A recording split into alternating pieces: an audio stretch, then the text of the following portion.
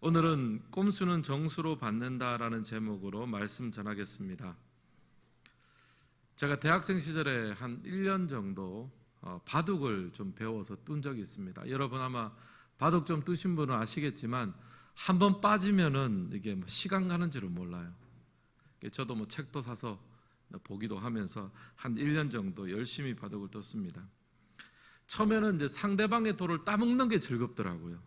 어떻게든 싸워서 상대방의 돌을 따먹고 이러는 게 굉장히 즐거웠습니다.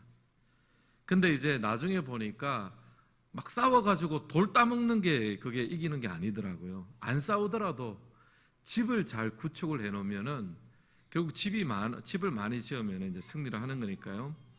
어떻게 보면 이제 굉장히 전략적인, 요즘으로 치면은 왜 우리 젊은 친구들 많이 하는 그런 전략형 시뮬레이션 게임 같은 약간 그런 거라고 보시면 될 것 같아요. 어쨌든 이 굉장히 전략적으로 집을 이제 짓는 그런 바둑입니다. 근데 바둑을 이렇게 배우다 보니까 소위 말해 정석이라는 것이 있더라고요. 이게 뭐냐 하면은 오랫동안 사람들이 바둑을 떴을 거잖아요. 그래서 이런 경우에는 이렇게 두면 좋다라는 이제 일종의 폼이 형성이 되어 있는 거예요. 수천 년 동안 바둑을 두면서 이런 경우에는 여기다 두면 좋겠더라 하는 그런 정석이 마련되어 있습니다. 정석을 배우면은 이제 집이 굉장히 견고하고 튼튼해집니다. 적어도 자기 집이 튼튼해지니까 다른 상대방하고 싸워도 잡아먹혀지지는 않는 거죠. 집은 좀 잃을지라도 이제 그렇게 할 수가 있습니다. 이제 그렇게 이제 바둑을 좀 배우면서 있다가 한 번은 저보다 훨씬 잘 두는 사람하고 바둑을 떴어요. 저는 상대가 저보다 바둑 더 잘 두는 걸 압니다. 왜냐하면 상대가 바둑 두는 걸 제가 봤기 때문에 저 사람은 나보다 한 몇 수는 고수다. 근데 그 사람은 제가 바둑 얼마나 두는지를 몰라요. 이게 포인트 아니겠습니까? 네. 하여튼 이제 그렇게 바둑을 뜬 적이 있는데 이제 바둑을 이제 뜨면서 저는 상대가 잘 두는 줄 알았으니까 굉장히 조심하겠죠. 상대는 이제 저를 보면서 이 사람이 과연 고수인지 하수인지를 모르니까 이 사람도 굉장히 조심하는 거예요. 하다가 이제 어느 정도 좀 두다가 이 사람이 드디어 이제 저하고 한번 이제 승부를 겨뤄보려고 조금 무리하게 싸움을 걸려고 또 이제 탐색을 하기 위해서 이제 바둑을 딱 둡니다. 돌을 둡니다. 그러면은 이제 그것을 제가 받아들이면은 이제 흑백이 싸움이 나가지고 이제 승부가 결론이 나는 거죠. 제가 그 싸움하는 돌을 제가 받았겠습니까? 안 받았겠습니까? 절대로 안 받죠. 그거 받으면은 이제 제가 승부가 이제 결론이 나잖아요. 이 사람 잘 못 두는구나, 하수구나, 이게 금방 들통이 납니다. 이제 그렇게 상대방에게 싸움을 걸기 위해서 혹은 상대방의 실력이 어느 정도 되는지 한번 테스트하기 위해서 두는 수를 묘수라 그래요. 한번 찔러보는 거죠. 이제 조금 낮춰서 말하면 꼼수, 어느 정도 치는지 요걸 딱 놔보고 여기에 대해서 어떻게 반응하는지를 보는 거예요. 근데 이렇게 묘수나 꼼수는 어떻게 받느냐 하면은 바둑에 격언이 있어요. 항상 정수로 받는 거예요. 거기 잘못 휘말려 가지고 이제 막 하면은 사생결단 흑백 싸움에 이제 들은 겁니다. 그러면 이제 집 모양도 무너지고 패하고 말죠. 이게 이제 소위 말해서 바둑에서 있는 그런 묘수, 꼼수라는 것이 있는데 사실 오늘 읽은 말씀에 보면요, 사울왕이 다윗에게 비슷한 일을 합니다. 사울왕은요, 다윗을 죽일 계획을 짰습니다. 17절에 보면 이렇게 나오는데 우리 같이 한번 읽겠습니다. 17절 말씀. 사울이 다윗에게 이르되 내 딸 메랍을 내게 아내로 주리니 오직 너는 나를 위하여 용기를 내어 여호와의 싸움을 싸우라 하니 이는 그가 생각하기를 내 손을 그에게 대지 않고 블레셋 사람들의 손을 그에게 대게 하리라 함이라. 아멘. 여러분 이 말씀 말고 어떤 내용인지 아시겠죠? 사울이 이제 평소에 다윗을 좀 죽이고 싶었어요. 왜냐하면 이제 그 골리앗을 쳐 죽이고 난 다음에 사울이 죽인 자는 천천히요, 다윗이 죽인 자는 만만이다 이렇게 하니까 위협을 느꼈습니다. 이제 내 자리를 더 이상 이제 빼앗겠구나. 이제 그러는 차에 어떻게 하면 좀 다윗을 없앨 수 있을까? 근데 그런 고민을 하는데 왕이 또 채통이 있죠. 어떻게 또 그냥 임의로도 죽일 수는 없잖아요. 그래 뭔가 이제 기회가 필요한데 계략을 하나 짰어요. 자기 맏딸 메랍을 주겠다는 거예요. 왕의 사위가 될 수 있는 기회를 주겠다라고 이야기를 했습니다. 굉장히 매혹적인 조건이죠. 근데 한 가지 조건이 있어요. 뭐냐 하면 용기를 내서 블레셋과 싸워라. 전과를 내라는 말이에요. 그러니까 평소에 싸우는 것보다 훨씬 더 많은 전과를 내라는 겁니다. 이제 그렇게 전장에 나가면 자주 나가고 더 격렬하게 싸우다 보면 또 칼에 맞아 죽을 수도 있으니까, 그래서 내 손을 대지 않고 블레셋 사람들의 손을 빌어가지고 저 다윗을 죽여야 되겠다, 그렇게 이야기를 그렇게 마음을 가졌습니다. 게다가 사울은 이 싸움을 다윗에게 이야기할 때 여호와의 싸움을 싸우라 그럽니다. 겉으로 포장을 또 잘해요. 사실 마음속에는 좀 죽었으면 좋겠다 이런 마음인데 그 말을 그렇게 못하잖아요. 여호와의 싸움을 싸우라, 그러니까 피하지 말고 싸우라는 거예요.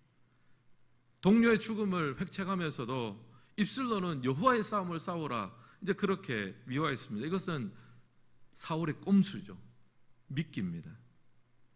그리고 아마 그 과정들은 여기 본문에 생략되어 있지만 다윗이 이제 그렇게 나름대로 전과를 올렸을 그럴 무렵에 그의 딸 메랍을 다윗에게 줄 시기에 사울이 마음을 바꿔가지고 다른 사람에게 아내로 주어버렸어요.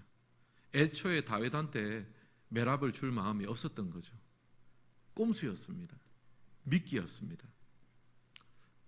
첫 번째 이제 계략이 이렇게 지나갔고요.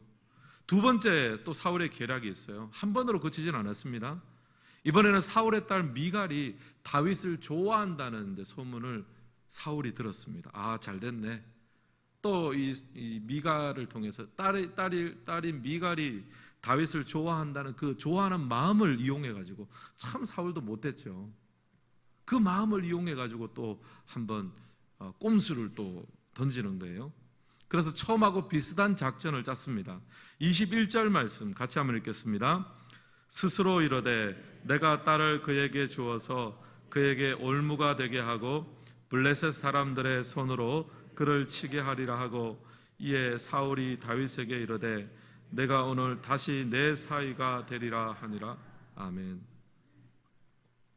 이번에는 이제 미갈을 이용을 해서 다시 한번 네가 내 사위가 되게 하리라, 네, 그런 이제 이야기를 합니다. 그러면서 이번에는 직접 이야기를 하지는 않아요. 신하를 비밀리에 보냈습니다. 왜냐하면 혹시 나중에 어떤 일이 잘못되면은 자기는 좀 책임에서 빠지고 싶잖아요. 그래서 신하를 보내서 비밀리에 이야기를 했습니다. 어떤 이야기를 했냐 하면은 왕의 사위가 되라는 거예요. 미갈하고 결혼하라. 그러니까 이제 다윗이 왕의 사위가 된다는 것이 이게 보통 일이냐, 이게 작은 일이 아니다. 게다가 나는 가난하고 천한 사람이다. 자신을 가난하다고 표현했습니다. 이제 그 당시에 결혼을 하려면 신부 지참금을 이제 거기다 줘야 돼요. 근데 공주를 신부로 맞이하려면 이게 어마어마한 지참금을 줘야 되잖아요. 실제로 가난한 거예요. 다윗이 그것을 줄 만한 돈이 없습니다. 그러자 또 사울이 신하들을 통해서 또 간접적으로 대답합니다. 아무 지참금도 필요 없다. 솔깃하죠. 대신 블레셋 사람 100명을 죽여서 포피 100개를 가져와라. 100명을 죽여야 하면 블레셋 사람의 포피 100개를 얻을 수 있습니다.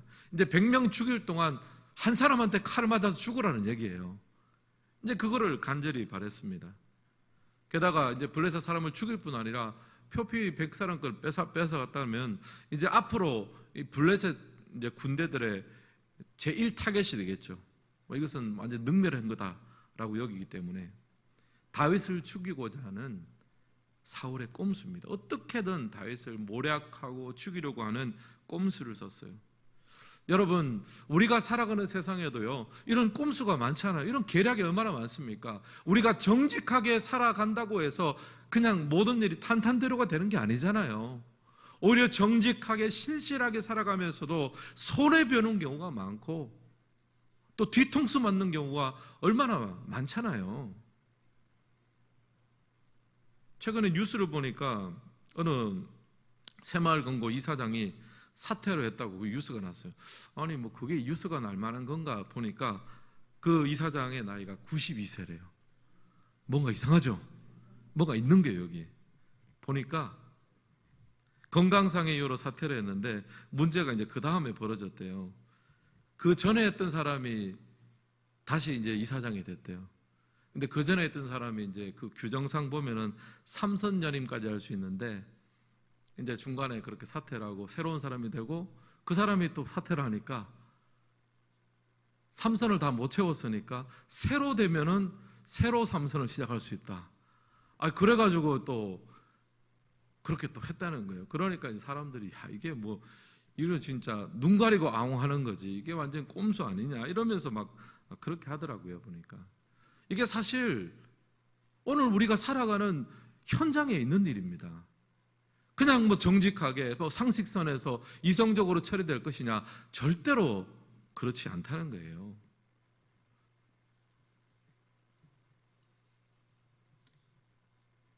우리의 가정 속에서도 그렇고 우리의 삶의 현장 속에 심지어 우리가 그렇게 하고 있을 수도 있습니다.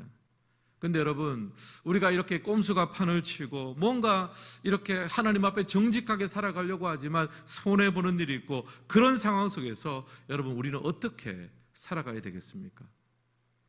다윗처럼 그렇게 정직하게 하나님을 살려고 하지만 많은 어떤 옆에서 가만히 두질 않거든요. 여러분, 그럴 때 어떻게 해야 될까요? 오늘 제가 말씀드리고자 하는 주제가 바로 이 말씀입니다. 한번 따라해 보실까요? 꼼수에는 정수로 맞선다. 바둑 용어입니다. 세상이 우리에게 꼼수로 다가오면 그거에 막 붙어가지고 꼼수로 하지 않고 무슨 수를 둔다고요? 정수로 받는다는 거예요. 오늘 말씀 속에 다윗이 그랬습니다. 다윗의 꼼수에 넘어가서 막 거기서 또 막 일희일비하는 것이 아니라 하나님의 도우심을 구했어요. 28절 우리 같이 한번 읽겠습니다. 28절 말씀 시작. 여호와께서 다윗과 함께 계심을 사울이 보고 알았고 사울의 딸 미갈도 그를 사랑하므로. 다윗이 했는 여러 가지 일들이 있겠죠. 하지만 하나님이 다윗을 어떻게 붙들어 주셨냐, 여기에 초점을 좀 맞춰보자고요. 28절에 보니까 여호와께서 다윗과 함께 계심을 사울이 보고 알았고, 하나님은 다윗과 함께 해주셨습니다.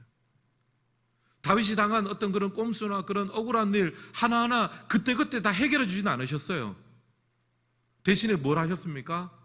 그 모든 과정 가운데 하나님께서 함께 해 주셨어요. 하나님과 동행함이 다윗의 정수였습니다. 사울의 꼼수를 맞서는 하나님의 능력은 하나님과 동행하는 것, 이것이 바로 다윗의 정수였습니다. 다윗은요, 하나님께 묻고 하나님께 응답받고 순종하는 삶을 살았습니다. 하나님과 동행하는 삶을 묵묵하게 살아가는 것이 다윗이 그 세상의 꼼수에 대해서 반응하는 하나님의 정수를 두는 삶이었어요. 여러분, 이런 관점에서 성경을 보면요, 많은 성경의 인물들이 이렇게 살은 것을 우리가 알 수 있습니다. 여러분, 구약 성경의 모세를 보시면요, 모세는요, 모세하고 하나님 사이에서 가장 많이 나오는 단어가 어떤 단어냐면요, 여호와께서 모세에게 말씀하여 이르시되, 이 말이 제일 많이 나옵니다. 하나님하고 모세 사이에서. 모세는 하나님께 묻는 자였습니다. 그리고 하나님으로부터 듣는 자였습니다. 그리고 하나님을 따라가는 사람이었습니다. 세 가지를 합치면 하나님과 동행하는 삶을 살았습니다. 여러분, 모세 인생에 얼마나 변화가 많았습니까? 한때는 이집트의 왕자였다가, 또 한때는 미디안 광야의 목자였다가, 또 한때는 이스라엘 백성들을 출애굽에서 인도해내는 위대한 지도자가 되었습니다. 변화도 많았습니다. 오해도 많았습니다. 고생도 많았습니다. 그러나 그 모세의 인생의 승리의 비결은 무엇입니까? 어떠한 변화, 어떠한 꼼수가 찾아와도, 어떠한 현혹함이 있어도 항상 하나님과 함께 동행하는 삶을 살았는 줄을 믿습니다. 정수로 받은 거예요. 정수로.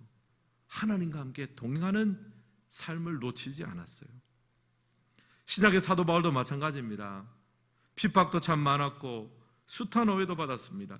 꼼수와 편법이 난무하는 삶 한가운데 살았습니다. 오해도 많이 받았고 배신도 받았습니다. 근데 그 인생의 마지막에 자신의 삶을 회고하면서 이런 말을 했습니다. 디모데후서 4장 17절 말씀 같이 한번 읽겠습니다. 주께서 내 곁에 서서 나에게 힘을 주심은 나로 말미암아 선포된 말씀이 온전히 전파되어 모든 이방인이 듣게 하려 하심이니 내가 사자의 입에서 건짐을 받았느니라. 아멘. 여기 보면 이 디모데후서가 가장 마지막에 쓰여진 서신이잖아요. 주께서 내 곁에 서서 나에게 힘을 주셨다. 이게 사도 바울의 정수예요. 바울을 핍박하고 박해하고 또 뒤에서 뒤통수 치고 그런 사람이 되게 많았거든요. 그런데 그런 묘수 꼼수가 올 때 사도 바울은 정수를 두었습니다. 주께서 내 곁에 서서 나에게 힘을 주시면. 여러분, 이 사도 바울의 고백이 우리 성도님들의 고백 되시기를 주님의 이름으로 축복합니다. 사도 바울 곁에 서셨던 그 주님께서 오늘 우리의 삶 가운데 우리 곁에 서 계심을 믿습니다. 우리 가운데 힘을 주고 계실 줄을 믿습니다. 이것이 바로 하나님과 동행하는 삶을 사는 사도 바울의 정수였어요. 사랑하는 성도 여러분, 성도가 이 세상에서 쓸 수 있는 정수는 무엇입니까? 하나님과 함께 동행하는 삶이 될 줄을 믿습니다. 여러분, 상황이 어떠하든지 주님과 함께 걸어갑시다. 세상에 묻지 말고 상황에 묻지 말고 주님 앞에 묻고 주님으로부터 듣고 주님의 뒤를 따라가는 여러분 되시기를 주님의 이름으로 축복합니다.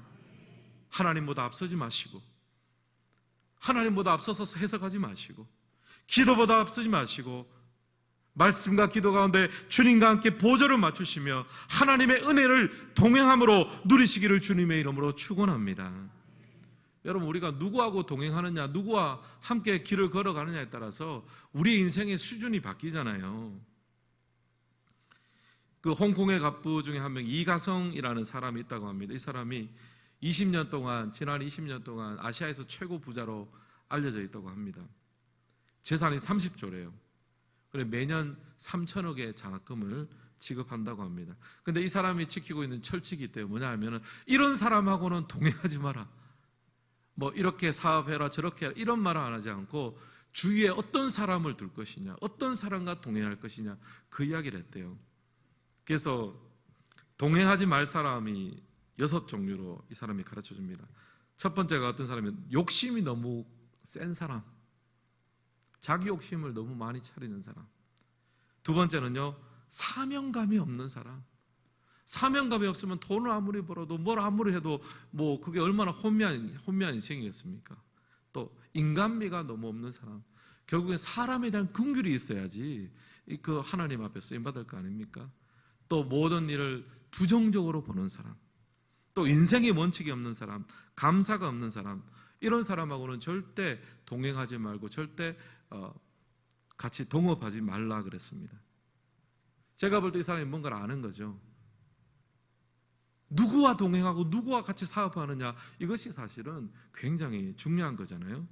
여러분, 우리는 어떤 사람입니까? 하나님의 백성 어떤 사람입니까? 하나님과 동행하고 하나님께 영향받고 하나님의 뒤를 쫓아가는 우리 모두가 되시기를 주님의 이름으로 축원합니다.